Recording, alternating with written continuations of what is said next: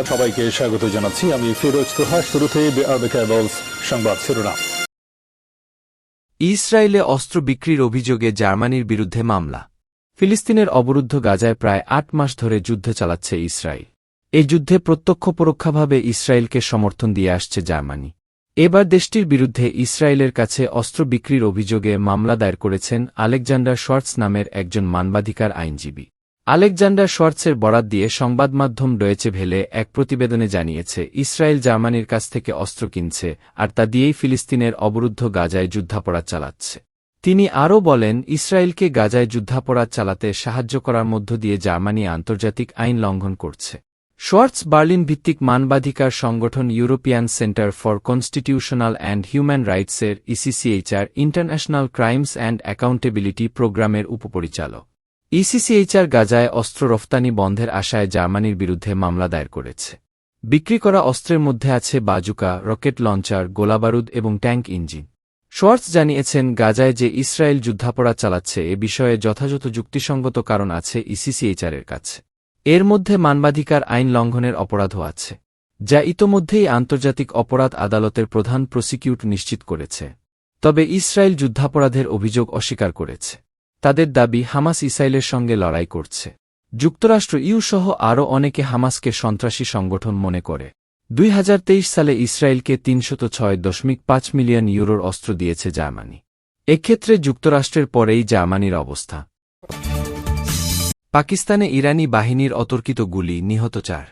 পাকিস্তানের দক্ষিণ পশ্চিমাঞ্চলীয় বেলুচিস্তান প্রদেশে ইরানি বাহিনীর গুলিতে 4 পাকিস্তানি নিহত হয়েছে। স্থানীয় সময় মঙ্গলবার গভীর রাতের এই ঘটনায় আহত হয়েছেন অন্তত 2 জন।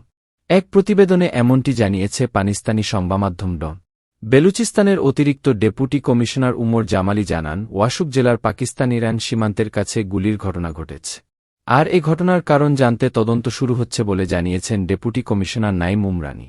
এর আগে গত 16 জানুয়ারি পাকিস্তানের বেলুচিস্তানের ইরান পাকিস্তান সীমান্তবর্তী পঞ্জগুর শহরে ড্রোন ও ক্ষেপণাস্ত্র হামলা চালিয়েছিল ইরা। এতে নিহত হয় 2 জন শিশু, আহত হয় আরও 3 জন। হামলার কারণ হিসেবে তেহরান বলেছিল, ইরানের নিষিদ্ধ রাজনৈতিক গোষ্ঠী জৈশ আলাদলের ঘাঁটি রয়েছে পঞ্জগুর শহরে। সেই ঘাঁটি লক্ষ্য করেই হামলা চালানো হয়েছিল। সেই হামলার পর পাকিস্তানের সীমান্তবর্তী ইরানের সিস্তান বালুচিস্তান প্রদেশে পাল্টা ক্ষেপণাস্ত্র হামলা চালায় ইসলামাবাদ। এতে নিহত হয় শিশু ও নারীসহ 7 জন।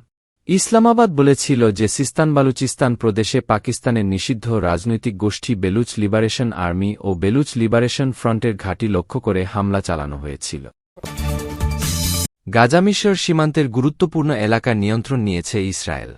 গাজা উপত্যকা এবং মিশরের মধ্যে সীমান্ত বরাবর একটি বাফার জোনের নিয়ন্ত্রণ নিয়েছে ইসরায়েলি বাহিনী। বুধবার ইসরায়েলের সামরিক বাহিনী জানিয়েছে, তারা গাজা ও মিশর সীমান্তে কৌশলগত দিক থেকে গুরুত্বপূর্ণ একটি এলাকার নিয়ন্ত্রণ নিয়েছে। ওই এলাকা ফিলাডেলফি করিডোর নামে পরিচিত। খবর বিবিসি রয়টার্সে। ইসরায়েলের সামরিক বাহিনীর আইডিএফ এক মুখপাত্র দাবি করেছেন, সেখানে তারা বৃষ্টির মতো টানেল খুঁজে পেয়েছে। হামাস এগুলো অস্ত্র চোরাচালানের কাজে ব্যবহার করত। তবে মিশরীয় টেলিভিশনে একটি সূত্রের বরাত দিয়ে এমন দাবি প্রত্যাখ্যান করা হয়েছে এবং বলা হয়েছে, ইসরায়েল গাজার দক্ষিণাঞ্চলীয় রাফা শহরে নিজেদের সামরিক অভিযানের যৌক্তিকতা বোঝানোর চেষ্টা করছে। ইসরায়েল এমন সময় ওই এলাকা নিয়ন্ত্রণের ঘোষণা দিল যখন মিশরের সঙ্গে উত্তেজনা আরও তীব্র হয়েছে। সাম্প্রতিক সময়ে আইডিএফ সৈন্যরা মিশর ও রাফা সীমান্তে ফিলাডেলফি করিডোরের নিয়ন্ত্রণ নিয়েছে বলে নিশ্চিত করেছেন আইডিএফের মুখপাত্র রিয়ার এডমিরাল ড্যানিয়েল হ্যাগারি। তিনি এই করিডোরকে হামাসের লাইফ লাইন হিসেবে আখ্যায়িত করেছেন। এই পথে হামাস নিয়মিত গাজা উপত্যকায় অস্ত্র আনার কাজ করে বলেও দাবি করেন তিনি। ড্যানিয়েল হ্যাগারি বলেন, সৈন্যরা অনুসন্ধান করে দেখছে এবং ওই এলাকার টানেলগুলোকে ঝুঁকিমুক্ত করার কাজ করছে। নিউ ইয়র্ক টাইমসের এক প্রতিবেদন অনুযায়ী হ্যাগারি সাংবাদিকদের বলেছেন, সবগুলো টানেল মিশরের সঙ্গে যুক্ত হয়েছে কিনা তা তিনি নিশ্চিত নন। ফিলাডেলফি করিডোর একটি বাফার জোন বা নিরাপদ অঞ্চল যা মাত্র 100 মিটার প্রশস্ত। আর মিশর সীমান্ত থেকে গাজার দিকে 13 কিলোমিটারের মতো এই এলাকা। মিশরের আগে জানিয়েছে যে তারা আন্তঃসীমান্ত উভয় সীমান্তের সঙ্গে সংযুক্ত টানেলগুলো ধ্বংস করে দিয়েছে। এর ফলে এগুলোর মাধ্যমে অস্ত্র চোরাচালান অসম্ভব। এইদিকে মিশরের উচ্চ পর্যায়ের সূত্রকে উদ্ধৃত করে আল কাহেরা নিউজ বলছে, রাজনৈতিক কারণে যুদ্ধকে প্রলম্বিত করা এবং ফিলিস্তিনি শহর রাফায় অভিযান অব্যাহত রাখার জন্য ইসরায়েল এসব অভিযোগ ব্যবহার করছে। ইসরায়েল বলছে, গাজা যুদ্ধে জয়ী হতে তাদের রাফা জয়ের বিকল্প নেই। গত ৭ অক্টোবর ইসরায়েলের সীমান্তে প্রবেশ করে আকস্মিক হামলা চালায় ফিলিস্তিনি স্বাধীনতাকামী সংগঠন হামা।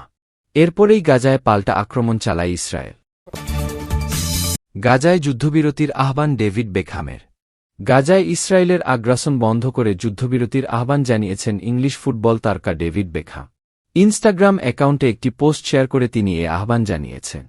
৪৯ বছর বয়সী বেকহাম তার ইনস্টাগ্রাম স্টোরিতে জাতিসংঘের আন্তর্জাতিক শিশু তহবিলের ইউনিসেফ একটি বিবৃতি পুনরায় পোস্ট করেছেন এবং যুদ্ধবিরতির আহ্বান জানিয়েছে। বেকহাম গাজায় চলমান ইসরায়েলি হামলা এবং রাফায় চলা নৃশংসতা বৃদ্ধির নিন্দা জানাতে ইউনিসেফের নির্বাহী পরিচালক ক্যাথরিন রাসেলের কথাকে সমর্থন জানিয়েছে। বিবৃতিতে রাফার উত্তর-পশ্চিমে তালাল সুলতান এলাকায় একটি বাস্তুচ্যুত শিবিরে রোববারের প্রাণঘাতী হামলায় নারী, শিশু ও বৃদ্ধসহ কমপক্ষে ৪৫ বেসামরিক লোক নিহত হওয়ার কথা উল্লেখ করা হয়েছে। লোকজন যে তাঁবুতে আশ্রয় নিয়েছিল সেখানে ইসরায়েলি বোমাবর্ষণের ফলে শুরু হওয়া আগুনে অনেকে পুড়ে মারা গিয়েছিল। এ হামলায় শত শত বেসামরিক নাগরিক আহত হয় এবং বিশ্বব্যাপী নিন্দার ঝড় ওঠে। ইসরায়েলের স্বাস্থ্য মন্ত্রণালয় জানিয়েছে ইসরায়েলের হামলায় গাজা উপত্যকা পুরোপুরি ধ্বংস হয়ে গেছে এবং কমপক্ষে ৩৬,০৯৬ জন নিহত হয়েছে। ২০০৫ সাল থেকে ইউনিসেফের শুভেচ্ছা দূত হিসেবে দায়িত্ব পালন করা বেকহাম এর আগে গাজা যুদ্ধ নিয়ে কোনো মন্তব্য করেননি।